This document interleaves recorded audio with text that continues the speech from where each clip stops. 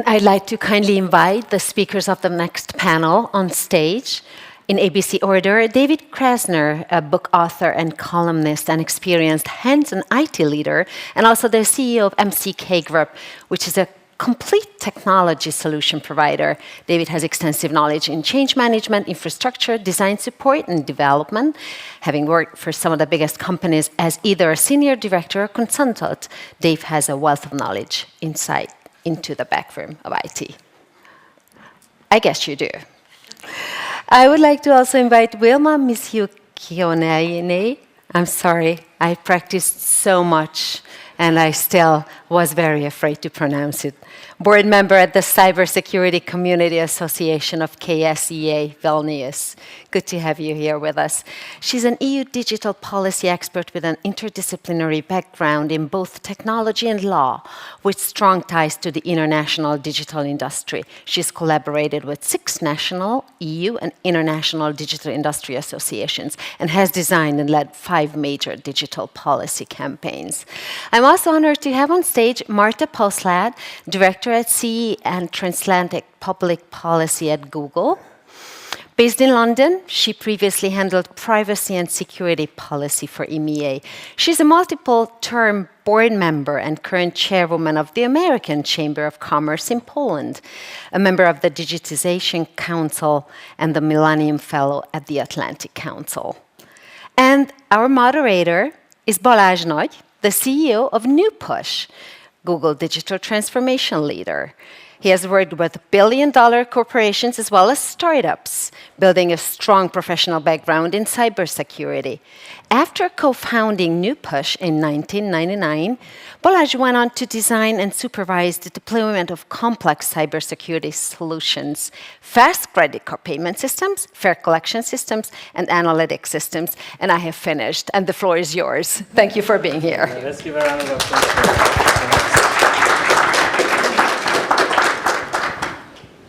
Does it work? Okay, perfect. Well, thank you very much for being here. And yes, I hope that everybody had a good lunch and you're ready for this topic. AI is a technology that's very rare because usually we have a new technology and everybody's talking about it and it's overhyped. And AI is underhyped. Since the presentation started, more things changed in AI than any other technology you guys have experienced before. So we're here to start a conversation. Really, in 30 minutes, we're not gonna get through this entire topic, but I hope that we will change a little bit your perspective of some of the things. And I would like to start with Dave. You have a motto, you say, using AI for defense and defending AI. So would you tell us more about that? Oh, great. I wasn't supposed to go first. Well, defending AI. SIEM, or SIEM, very important term. Everybody in this room, everybody, from state, defense, to the common person, should get very, very comfortable with that term. If you're not defending your personal computer, your company laptop, your state laptop, or the people that help put that together, then you're wrong. You're automatically wrong, whether it's AI or everything in general. So security is utmost. AI is that much important, that much more important. If you look at my picture, that's AI generated. I did that on purpose. Okay? When it comes up. Yeah. So AI, just in HR, we'll start there. AI, if you put out a job posting, 1 out of every 4 for a journalist job can have bad actors actually apply for that job. Let's say it's North Korea. We'll pick North Korea. And you could be having a video conference with an AI. They have the technology to do that. They have the power. We're talking about energy. They have the power to do that.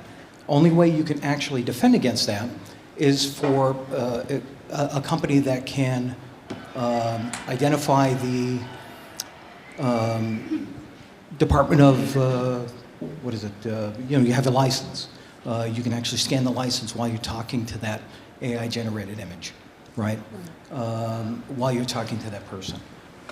So, I mean, getting off the rails, as we call it, or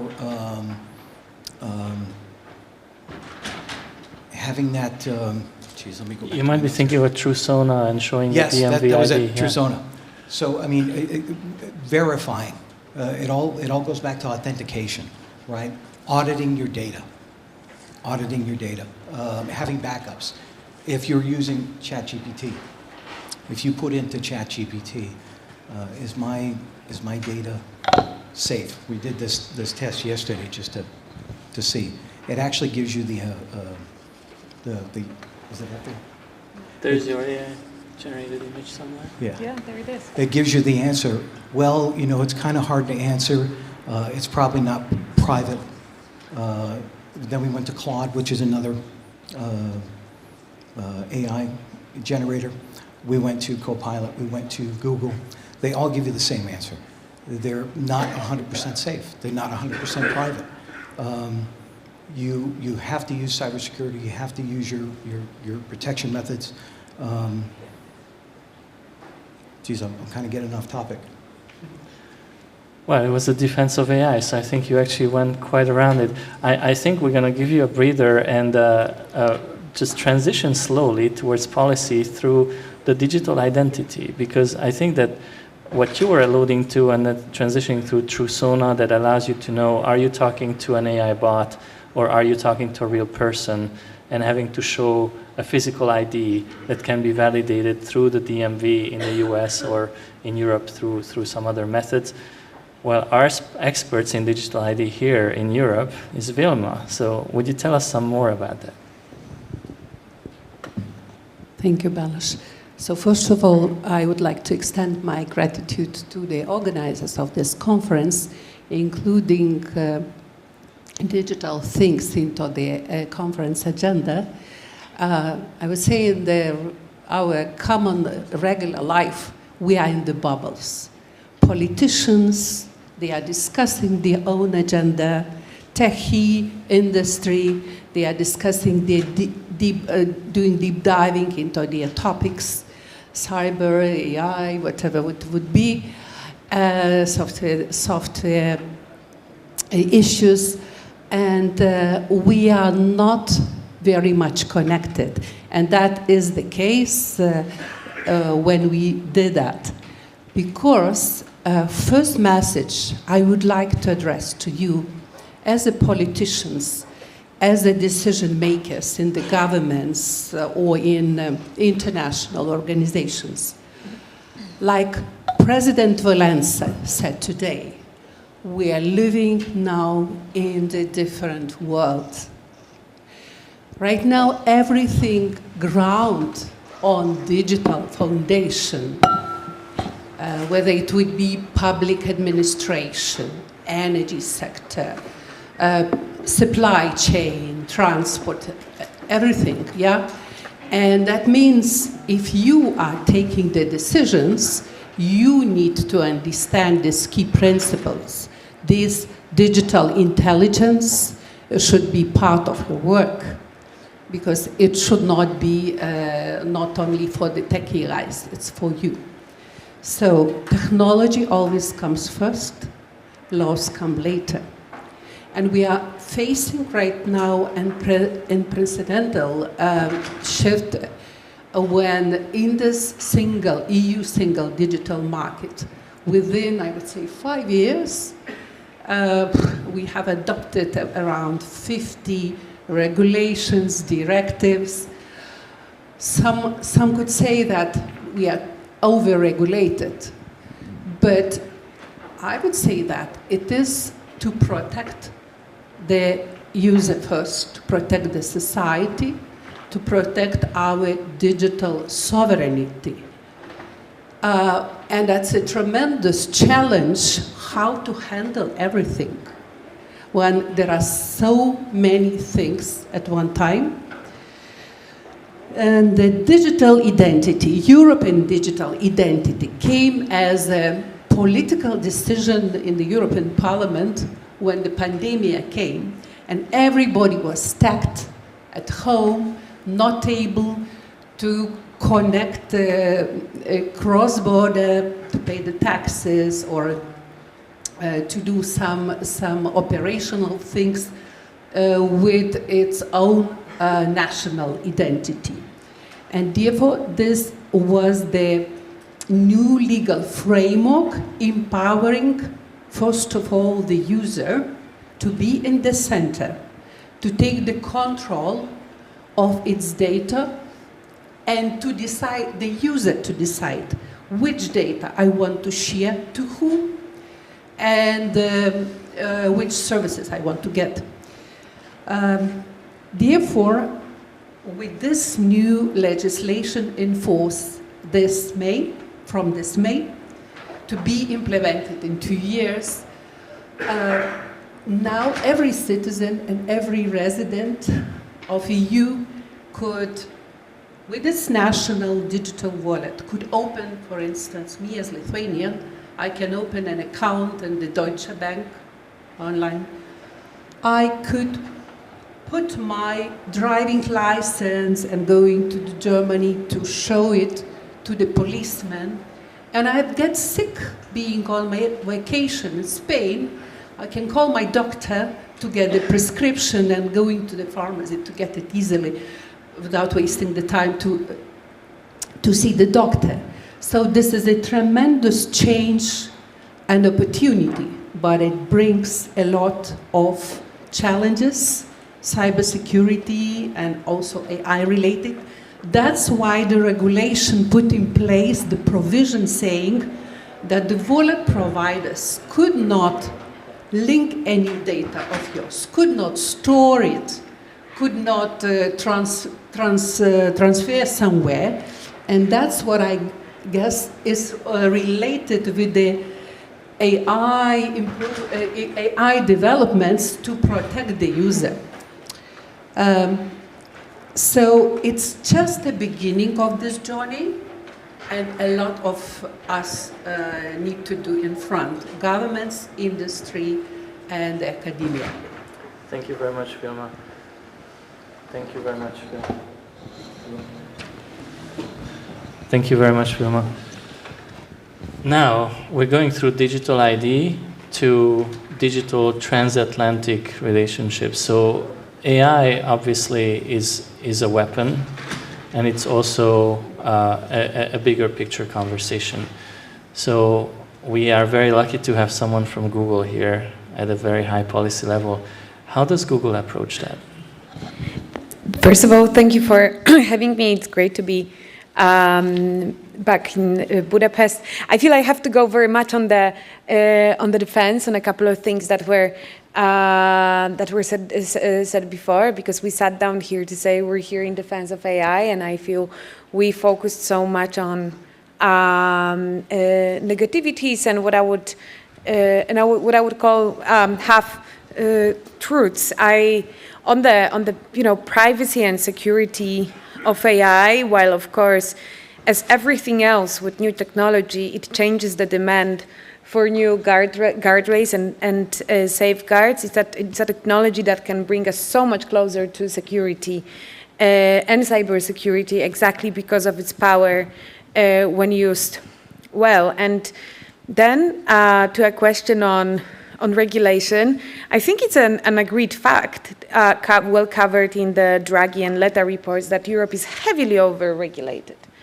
And that is, first of all, it's very hard to point to how all these laws, because Vilma, you said they are meant to protect a consumer. I think it would be very hard to point where exactly do we have the consequences of protection or empowering users with this regulation. Secondly, how does that influence our European security, that we often can't match the same technological levels because of that over-regulation. But that could be a standalone debate for another 90 minutes, and I see only 15 here left on the clock. And to your question, Balázs, that is also very broad. I think I'd like to hook on one thing, again, referring to what Vilma said about building sovereignty. I think I've been very inspired by many conversations on this stage since this morning, where So much talk about Europe-US partnership was great. Hungary partnership, Hungarian transatlantic relationship was brought up, and I think that the key point on how to use and get AI right is in the partnership between Europe and the US, two closest nations that share value, share history, share trust, and ironically, there are areas like defense and energy where the partnership is unquestionable. Like nobody would question defense cooperation between Europe and the US. More and more often, energy falls into the same category. So many countries of this region have benefited from American LNG, for example. And again, we don't question it. And then when it comes to technology, we're suddenly like, oh, hold on, like this is one area where we'd like to be sovereign. And you know, facts speaks for themselves, and there is a broad consensus on where that development of technology is today. And again, I don't think of AI as a weapon, as you put it. AI is a technology that happened that United States have gone so far with the whole ecosystem. And Europe, as one of the closest allies, can truly benefit from building upon that technology. It's not one use, one case type of a technology. It's a toolbox. It's a platform that can be leveraged. And I truly believe that while of course there is lots of complexity and matrix, you know, in that debate, I truly believe that part of the answer to how to get it right politically and in terms of highest standard is to work together on further development of both technology and these standards. Thank you very much, Marta. And yes, I agree with you that it's absolutely true that when we use the term weapon, anything can be used for good and bad. And humans, we have had this tradition of creating new technologies, and some of them use it for good, some of them use it for bad. I think, Vilma, you're in the camp of we have to somehow put boundaries on how to force people to use it for good. And I think, Marta, you're on the side of we need to be careful about the boundaries because it may prevent progress, right? And we need to find the right balance. And about the privacy, I also want, because you're obviously from Google, so you may not be allowed to tout your horn too much, or it's not, you know, proper. So I'm outsider, so I may say that this test that we did just yesterday, impromptu with David, Google came out on top.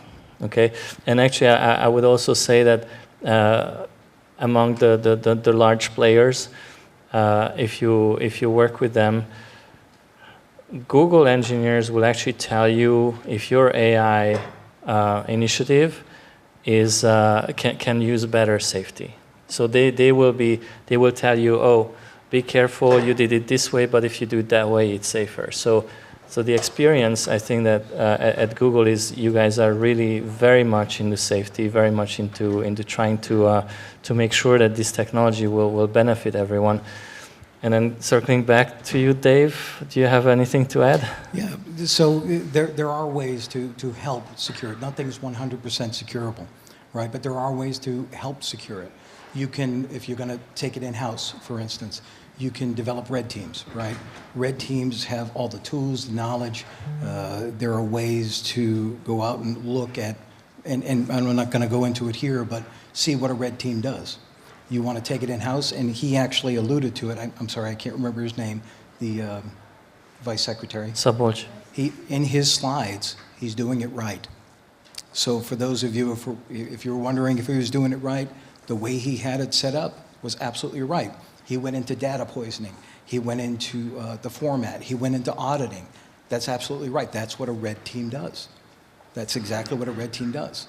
Data poisoning, you don't want that because it's going to give you different results based on what other people want you to see. And that's not what you want. So, I mean, that's basically securing or defending the results of AI. Thank you.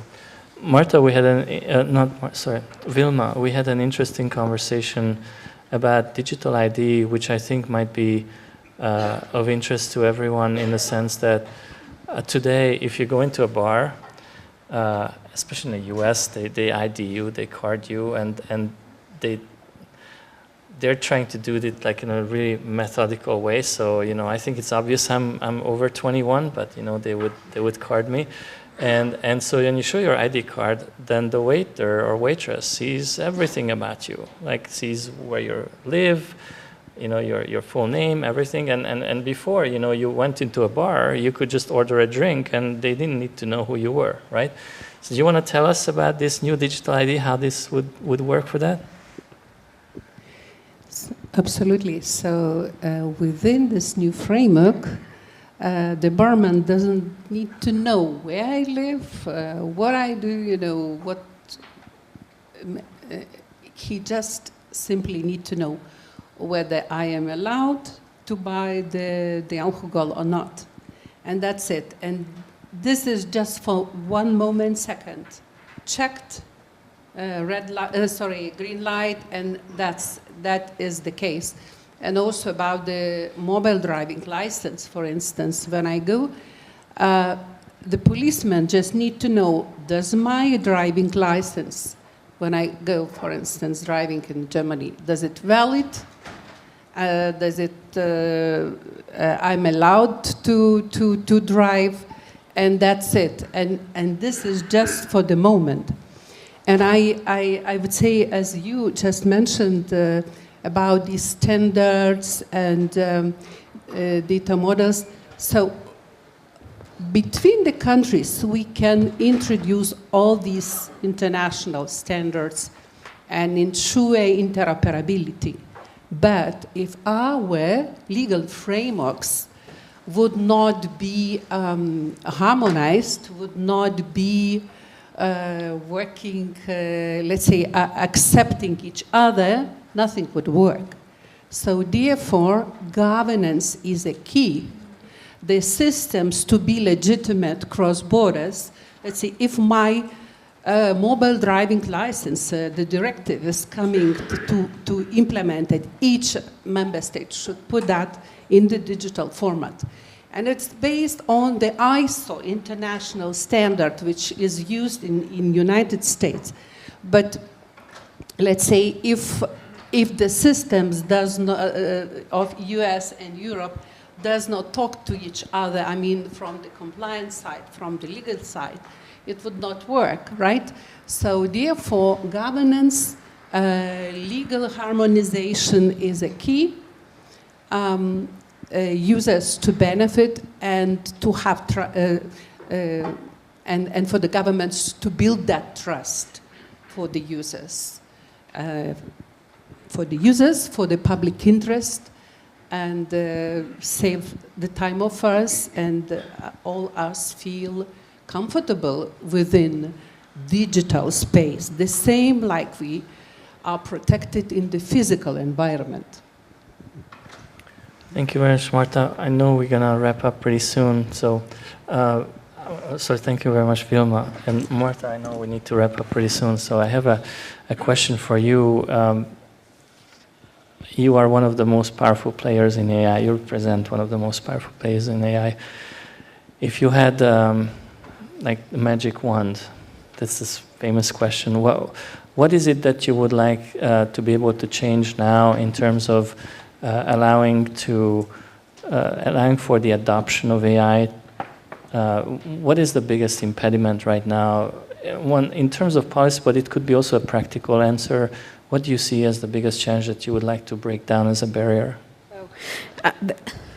I'm going to cheat and I'm going to say two things. One is more personal speaking, as a European working for American leader in AI, I would truly hope for Europe to create circumstances for Europe to participate in the benefit of this.